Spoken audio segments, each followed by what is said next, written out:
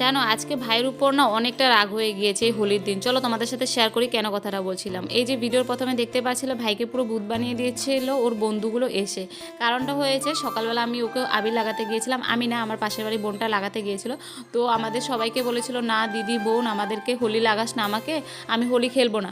তো আমরা ভেবেছিলাম যে ওর পড়া আছে পরীক্ষা রয়েছে, তো তার জন্য ভেবেছি মনে খেলবে না, তো তার জন্য একটা করে টিকা লাগিয়ে দিয়েছিলাম। তারপরে কি হয়েছে, ও পড়তে বসেছিল, তো 1-2 ঘন্টা পরে ওর বন্ধুরা এসেছে সবাই হোলি লাগানোর জন্য। তো তারপরে ও তো আর কিছু বলতে পারে নাই তাদেরকে, তো ওরা পুরো ভূত বানিয়ে চলে গিয়েছে। তো তারপর আর আমরা ওকে ছাড়িনি। এই যে দেখো আমরা এখন পুরো হোলি লাগিয়ে ওকে ভূত বানিয়ে দিয়েছি, আর অনেকটা ভালো লেগেছে। তো সবার সাথে একটু ফটো তুলে নিয়েছিলাম ভাইদের সাথে, আর ভাইকে দেখতে পাচ্ছি আমি কি দারুণ করে রং লাগিয়েছি। তোমরা কে কে এভাবে আমাদের মতন হোলি খেলেছো অবশ্যই কমেন্টে জানিয়ে যাও।